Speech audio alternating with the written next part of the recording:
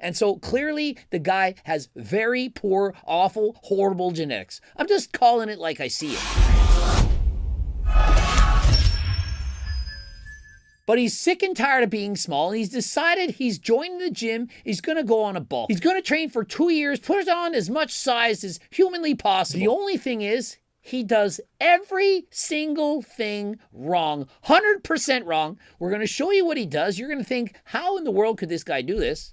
But he still had pretty good results. And so at the end of this transformation, he ends up at about 67, 68 kilograms, close to 150 pounds. He put on about 30 pounds in 2 years. And so here's the thing. Even if you have amazing results, 30 pounds in 2 years, this is very good. If you have horrible genetics, it's not going to look all that impressive. And so let's see his starting point right now. And so clearly you can see he doesn't have large traps, shoulders, pecs, arms, legs, anything. Everything is very small. And so if you took this guy and he trained for 20 years and took test, trend, growth hormone, insulin, every single thing humanly possible, he trained forever, he's not going to ever be an IFBB pro. He simply doesn't have great genetics. But that doesn't mean he can't try.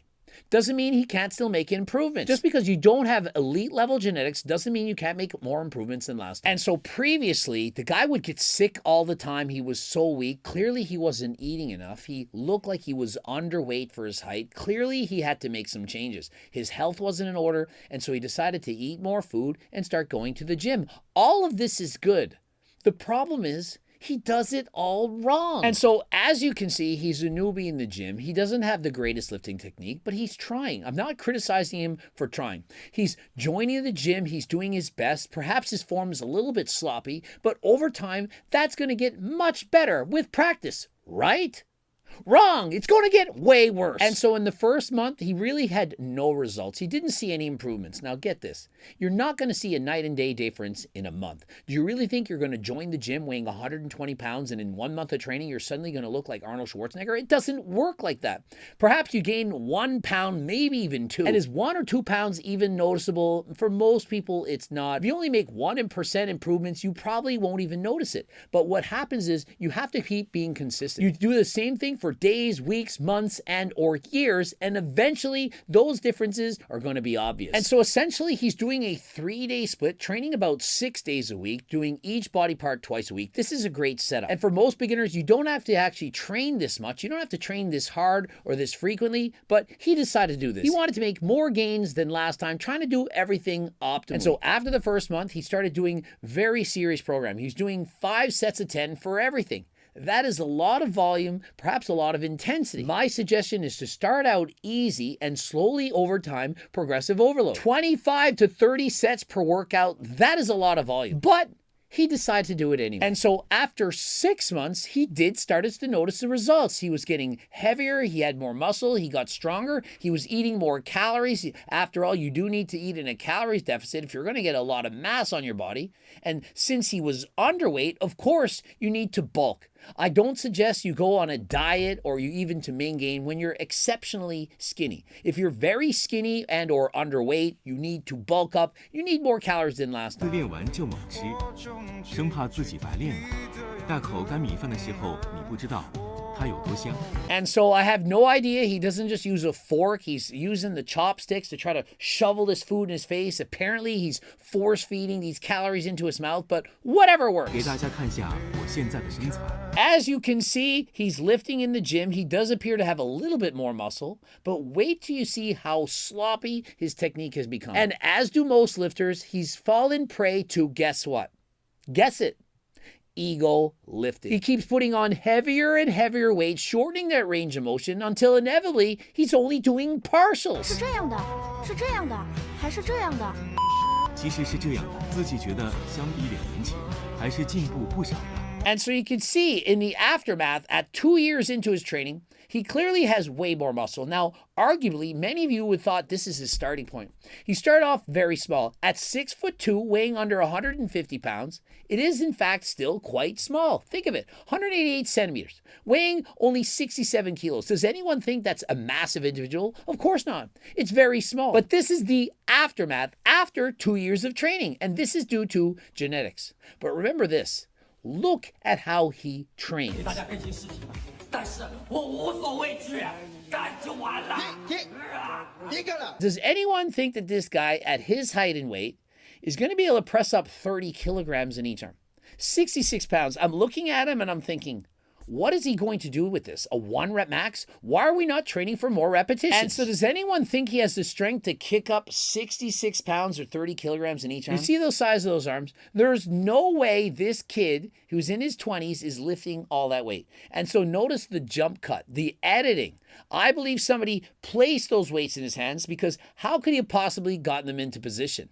Now, let's pay attention to his range of motion. Now, as you know, during this exercise, you're supposed to go slower on the eccentric, pause the weight in the bottom, get a full stretch, and contract forcefully to the top. That is how the exercise should look. And so perhaps he did 1/4 of the range of motion, a quarter rep. That is called ego lifting, the exact opposite of how you're supposed to train. The chances of getting injured doing this are through the roof. If you keep training like this, not only are you going to put on less muscle, you're also most likely going to get injured. And notice how he ends the set. Does he slowly put the weights down? Imagine the risk. He's simply lowering the weights and letting them fall to the floor. Dumbbells crashing, going anywhere they might bounce to. This is inherently very dangerous. And so what he should be doing, if he's lifting properly, is after the rep is over, twist his hands inward, place the bar back down to his thighs, and then re-rack the weight on the rack. Think of how dangerous it is. The weight is so far at the end point, and he's lowering it to the side. Imagine the weight, it's a long lever. Imagine how much weight is at the pec, and think of how easily it would be to get a pec tear. This is something you want to avoid. Next up, why are we all dry scooping? Whether this is pre-workout or protein powder, do we really need to be this ridiculous? I mean, is there any benefit to what he's doing? And so think of this. Why are we eating this at the gym? Do you actually need protein or pre-workout 1 second before the set? Is it going to help you if it's in your mouth while you're lifting it? Of course not. You need to consume this before the gym. This is not the time to do it. You're making a mess. You're looking ridiculous. This is not going to help you. This is complete nonsense. And so to me, is this not a choking hazard? Do you really want to have a full mouth of powder before laying down to attempt a 1-rep max? And does anyone think that this guy is going to be able to bench press this much weight? This is almost his body weight, and for most people, benching your body weight is not all that difficult. But remember, this guy has very poor genetics, and so although he's been training for 2 years, he still can't bench his body weight. And so let us see what happens next.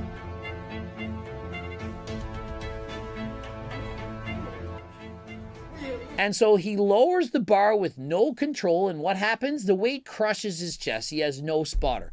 The powders come puffing out of his face. He clearly needs assistance. Very, very dangerous. But hey, I'll do anything to get attention. And so hey, if at first you don't succeed, let's try again. Well, no, not when you fail a 1-rep max, not when it comes down crushing you. This is ridiculous. You're asking to get injured.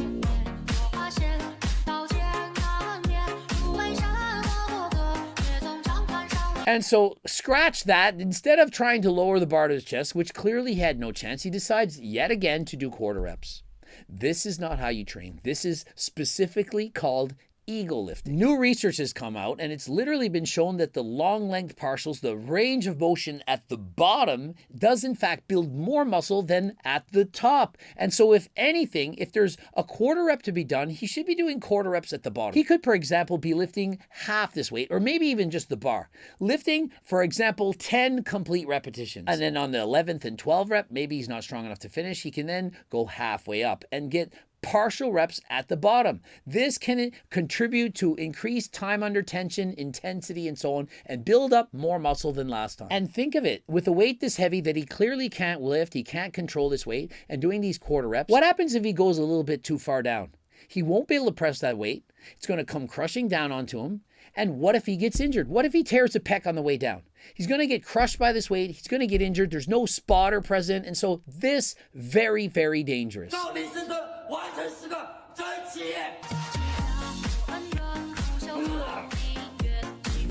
And so he's got on a belt. Now remember, the belt is way too big for his body. It's not small enough. Always buy a belt that actually fits. If you don't have a belt that fits, it's virtually useless. And why are we dry scooping yet again? You're just dry scooping in the mouth right before the lift. It's not helping you. It's simply going to choke you. You're not going to have any saliva. It's going to be annoying. And so this utterly useless. And look at the weight on the bar. 4 plates on each side. Now remember, it's only 10 kilograms for each plate, so he's making it look a lot heavier. But even still, this is 100 kilograms. It's about 220 pounds. This is way too heavy for him to be lifting. And again, in his usual fashion, he's ego lifting, doing 1/4 repetition. And so rather than putting 4 10-kilogram plates on each side, why not use 1 10 kg plate? Use proper lifting technique, slowly lower the weight to the bottom, perhaps pause if you need to, and then power your way back up. Do perhaps 10 or 15 repetitions safely, and that'll allow you to build more muscle than last time. And next up, deadlifts. And how many people do their deadlifts by starting at the top? Well, almost no one, only those who can't go all the way to the bottom. So he lifts the weight from the top, does partial reps, and so again, he does 1/4 reps, doesn't use a full range of motion, and again, ego lifting in the gym. And so notice, he doesn't even lower the bar to his knees. These are partial reps at the top of the motion when you're at your strongest. He's limiting the majority of the benefit of doing this exercise. Now, consider this. We've watched how he trains, and I think that the majority of you can see he's made several mistakes, but yet it still worked for him. He still put on about 14 kilograms or approximately 30 pounds. But by now, I'm sure you've all heard of newbie gains. And so when you first join the gym, even if you do everything the wrong way, you're still going to improve.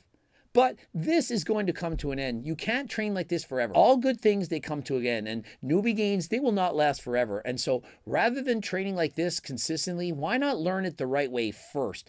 By 2 years into your training, you should have very good technique. You would be considered an intermediate lifter. And with solid technique, you can continue to build more muscle than last time. So if you've been in the gym, you're an intermediate lifter, you've been training for several years, and you want to increase your training to the next level, consider getting things like Ecti Builder, Turk Builder, as well as GO2 Max. These products can help you to get more endurance and push boundaries, train harder than last time. Also, things like pre-workout or creatine. Creatine is literally 50% off on my website. And so if you're no longer a teenager and you're looking to make more gains than ever before, you've hit a plateau, please visit my website, enter code Greg for 15% off. Subscribe, click the bell button, comment to boost the algorithm. Don't forget to like the video if you liked it. Watch one of those 2 bloops. And of course, the cookbook, the Circle Diet book, as well as the training book. You can get those all on the website. Free diet and training program. It's on the website, as well as join the 300,000 plus newsletter subscribers. Coaching plans by me and my team, as well as phone consults, cameos, and so on. Head over to my website, code Greg 15% off. Don't make the same mistakes as this guy. Head over to my website, click the link in the description, purchase it right now. Also, of course, the cookbook and Circle Diet book translated into Mandarin.